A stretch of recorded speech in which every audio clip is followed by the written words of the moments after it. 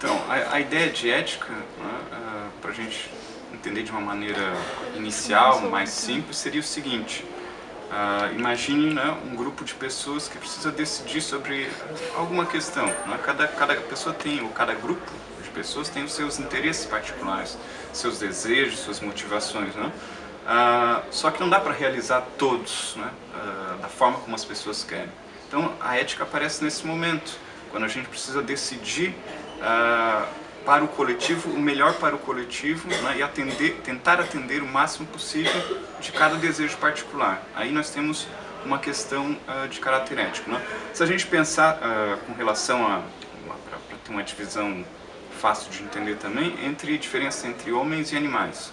Os animais não têm ética, né? não precisam discutir questões éticas. Por quê? Porque eles atendem simplesmente aos instintos deles. Né? Eles respondem simplesmente àquilo que a natureza já colocou para eles de alguma maneira. Os homens não. Os homens eles têm instinto, como os animais, mas têm algo adicional, uma consciência das suas próprias ações e da sua relação com os outros. Né? Nesse momento, tendo consciência dessas ações, sendo consciente daquilo que faz, sendo consciente de que existe um outro, que esse outro tem os seus desejos também, aí sim a gente tem a ética se mostrando necessária para resolver da melhor maneira o que é o ideal para o coletivo, né, para a coletividade. Se a gente pudesse resumir, portanto, isso que foi dito, seria assim: a ética aparece para quando temos envolvido grupos de pessoas, cada grupo com seus desejos. Não dá para realizar o desejo de todo mundo, mas talvez a gente consiga uma média desses desejos, que é o que a gente chamaria aí de um desejo coletivo. O do coletivo a gente consegue acertando as partes, certo? Isso seria uma definição primeira, né, inicial para a ética. Bom, é claro que cada profissão que surge, notem o seguinte: no percurso histórico a gente não tem as mesmas profissões, elas vão aparecendo com o decorrer do tempo, ou seja, jornalista é uma profissão relativamente recente, né? A gente não encontra, por exemplo, na antiguidade o jornalista. Né?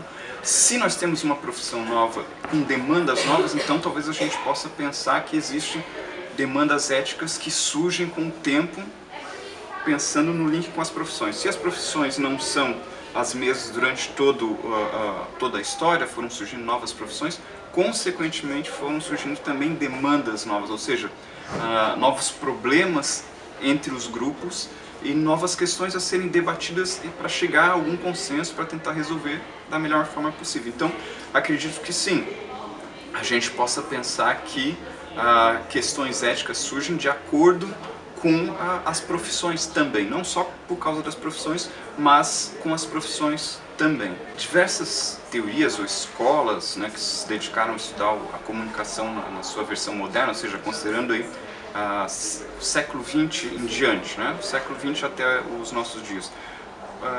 Todo o pensamento se debruçou de forma mais intensa ou menos intensa, né, de forma mais direta, como a Escola de Frankfurt, ou outras de forma mais tangente, né, sobre questões que a gente poderia simplificar assim.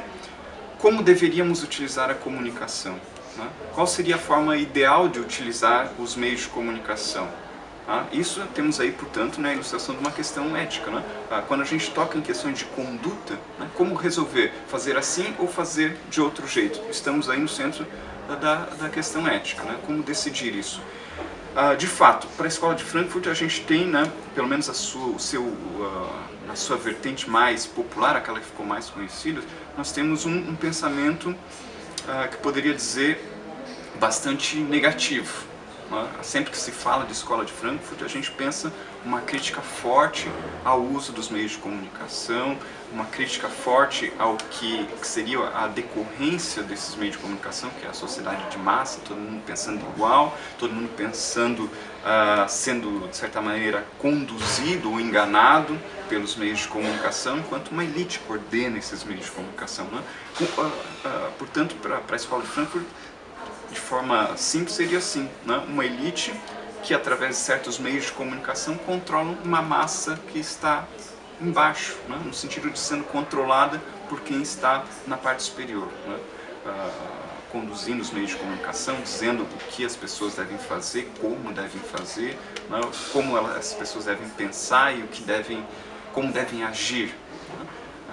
Muitas vezes se diz, né, os meios de comunicação influenciando na questão do consumo, né, na questão da diversão, então desviando a atenção das pessoas, da massa, né, das questões sérias, necessárias da sociedade, para questões de divertimento, ou seja, de alguma maneira manipulando, certo? Controlando essa grande massa. Bom, aí temos de novo, portanto, a ilustração da questão ética, né, na comunicação. Como utilizar os meios de comunicação, né? Qual a forma ideal? Para a Escola de Frankfurt, nessa linha que a gente resumiu aqui, eles simplesmente taxaram, né, quase que de partida, meios de comunicação, elite, ponto, negativo. Né? É algo ruim, portanto, dá a entender aí que não temos como escapar dessa manipulação dos meios de comunicação e criamos um pessimismo muito grande com relação às tecnologias, às mídias, tudo que envolve a comunicação com o grande público, certo? Para a Escola de Frankfurt, então, ficou esse ponto aí, essa marca negativa diante das tecnologias. E isso, obviamente, acabou, uma escola bastante influente, acabou impregnando o pensamento de diversos pensadores, alguns comunicadores também, né, acabaram absorvendo esse tipo de pensamento, e caberia a gente pensar se é assim mesmo, né? Se não existe um outro modo de pensar a comunicação, se é tudo de ruim, a comunicação é tudo de ruim, como dizia Adorno, Horkheimer, né, e os demais colegas da Escola de Frankfurt.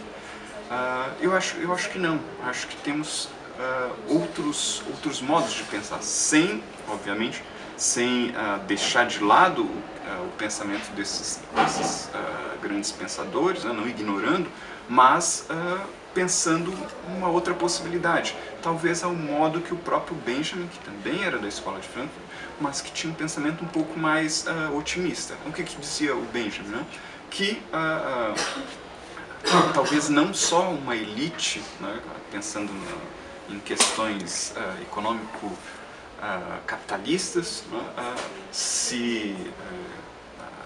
teria a propriedade dos meios de comunicação, mas que também a população poderia em algum momento acessar e começar a produzir coisas de acordo com seus interesses, ou seja, não só uma elite tomando conta dos meios de comunicação, mas a própria sociedade atingindo, conquistando formas e controlando também os meios de comunicação, a mídia em geral, né? E aí sim produzindo coisas que talvez atendessem melhor os interesses da grande massa. Bom, para fechar então o que a gente falou aí, né? Então várias escolas da comunicação, de estudos da comunicação, se debruçaram sobre questões éticas, algumas mais diretamente, outras mais periférica ou tangencialmente, né? A Escola de Frankfurt é uma que eu diria bateu de frente, ou seja, foi muito enfática nessa questão dos meios de comunicação.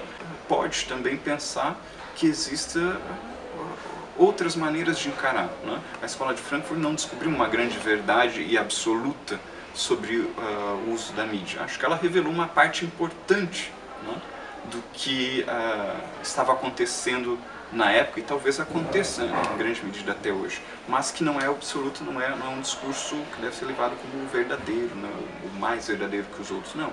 É uma parte. Acho que tem coisas muito interessantes acontecendo, né, com relação aos usos dos meios de comunicação, né, no sentido de propiciar um acesso à tecnologia a mais pessoas, hoje propiciar também pela forma de consumo, a gente não pode negar que isso também tem um ingrediente interessante, não é só a questão supérflua e por aí vai, não? A questão de democratização dos poderes também está muito ligada, pense na Primavera Árabe, as jornadas de junho no Brasil, diversos outros movimentos que se organizaram através das redes sociais, ou seja, mídias de comunicação. Portanto, temos aí uma série de coisas interessantes acontecendo, não só o viés negativo, pessimista da Escola de Frankfurt, mas outros complementares, né, eu diria, e que são igualmente importantes e verdadeiros ao seu modo.